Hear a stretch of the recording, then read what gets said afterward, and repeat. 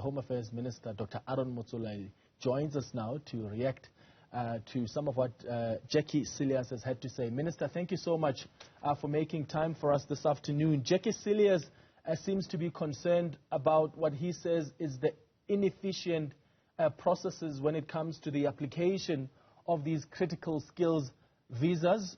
From the Home Affairs Department's point of view, is that the case? Thank you, Clement. Thank you for having me. He has been doing that since Monday, and I've been correcting, and every time I do so, he rubbishes me. I don't think he's concerned. He is just all out to do a reputational damage to an extent where he doesn't mind to lie. And yesterday, I gave one of your, I don't know whether it's a sister station or rival, I don't know whether in the news world you are rivals or brothers or sisters or colleagues. We're brothers. But I gave you a brother station figures, and today he has distorted even that. This is the story, Clement. When it comes to business, work, and critical skills, because they run the economy, we don't make any mistakes. And so it will be foolhardy for me to argue like him. I better give you figures. From the 1st of April 2022 to the end of March 2023, meaning in that financial year which ended in March, we got 89 applications for business visas. 89 have been finalized. We got 630 for work visas. 630 were finalized. For critical skills, which seems to be the subject of what is howling about continuously, we got 3,733 for critical skills. 3,733 have been finalized. That is up to the end of March. Now, for this new financial year, which started in April and is still on, that means from April to date, the business visas we received were 63, we have completed 63. The work visas we have received is 666, we have completed 666. The critical skills were 1,348, we have completed 1,348. Now, last year, after the President's investment summit, I'm sure, Clement, you are aware that every year is holding an investment summit, right? Yes, there were about 20 companies that pledged for investment. MTN, Ford, Toyota, Amazon, Mercedes, Huawei, Framatome, Transara, Leroy Merlin, Unica, Asilo Metal, Kuha. Even countries, the Japanese Trade Industry Commission, Korea Trade Industry Commission, French Trade Commission, German Trade Industry, U.S. Trade and Development Agency. Between them, after that summit, Clement, they gave us 3,090 names of people from all over the world who need to come here to make sure that that investment is realized. By October, 31st of October last year, we had already completed giving them all visas. Now, the part that I think you are men who purport to be knowing everything, because I even had him moving into the field of medicine where I know he knows nothing. And I'm going to respond to that if you give me time. What is confusing is the backlog we are having are about dependents, Clement, dependents. People who are dependent, yes, dependents like brothers, major children, minor children, parents, sister, spouse. And he spoke about us not allowing spouses to work. Clement, in the backlog we are having is 74,000, by the way. I have to give the figure. 35,366 are visitors visa, section 11.6. Section 11.6 is a visitor's visa which is applied for by a spouse who also want work at the same time, right? Then you have got section, section, what you call spousal visa, which is also section 11, but which is not section 11.6. There are 14,704.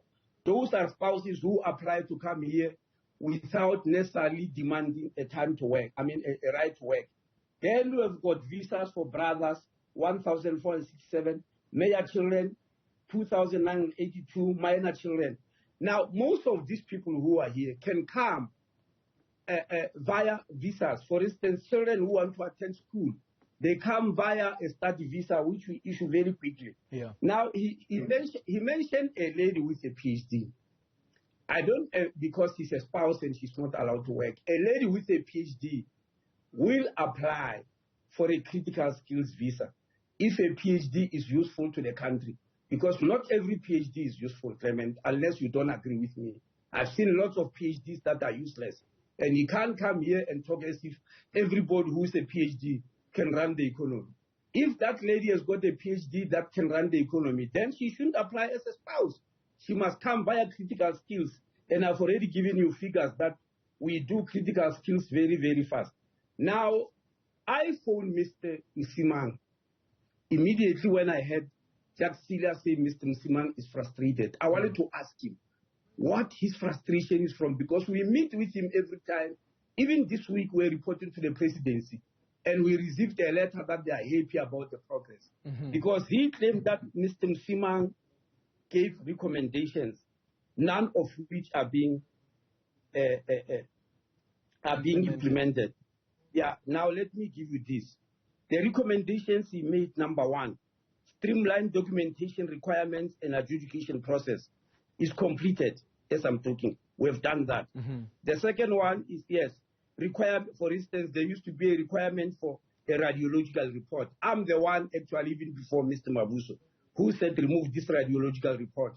Because I'm a health person, I know that we don't need it. And we have removed it. Then they said we must remove requirements for registration with professional body.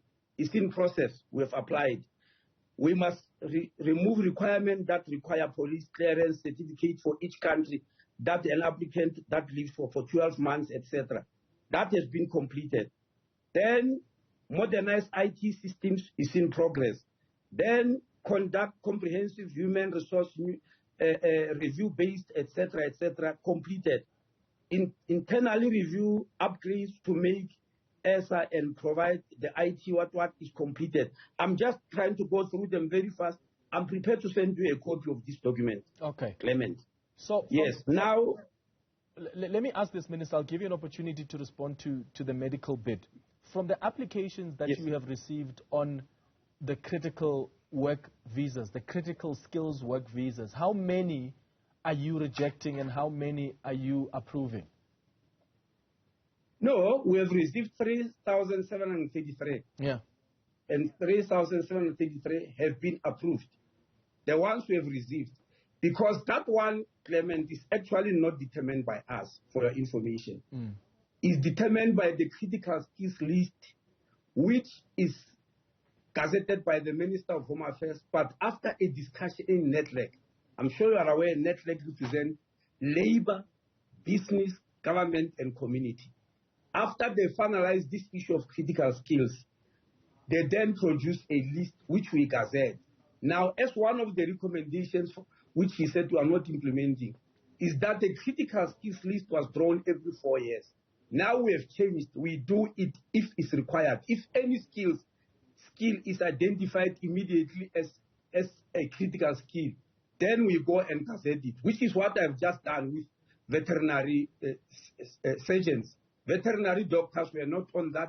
I've just gazetted it last week because we no longer wait for 4 years. So it's not us who determine which is a critical skill. It's determined by the Department of Higher Education, goes to NETLEC. Our job is just to gazette it. And if you are not there on that list, you can't force us that your skill is critical. For instance, lawyers tried, they were fighting or were undermining the profession. And we said, no, critical skill is not a profession that is important. It's a profession that is important for the economy of the country and is in short supply. Yeah. If it is not in short supply, it's not a critical skill. That's what you need to understand. Okay. Just give us some clarity on this, Minister. If someone has applied for a critical skills work visa and that's been approved, they arrive in the country, they want to bring their family with them, does, for instance, the spouse of that person need to make also a case for working in South Africa? And are they going to be judged against them being a spouse of someone offering the critical skills in this country, or are they judged against the skills that they have before a determination is made? If they've got a skill, then they apply for the skill, not as a spouse. The problem is if they apply for a spouse, then they get rejected and they get what do you call? They actually get frustrated if they apply for a wrong thing. We usually advise them. There are a lot of people who apply for wrong things. We advise them. Others, Clement, which I saw, and you can confirm that with Minister Patel, when we were doing visas for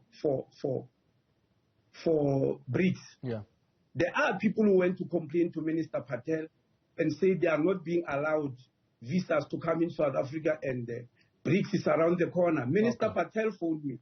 I said, please give me the list. When he gave the list, I found that some of them did not even apply to start with.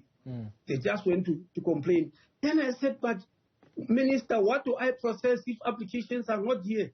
They can't just come to you and complain that they are not being allowed entry in South Africa when they've not applied. And remember, those BRICS countries that were coming here, 2 of them, or 3, if we count South Africa, did not have to apply for any visas whatsoever. Because I also gave figures, Clement, which I believe is an exaggeration. This thing that people can't even visit South Africa.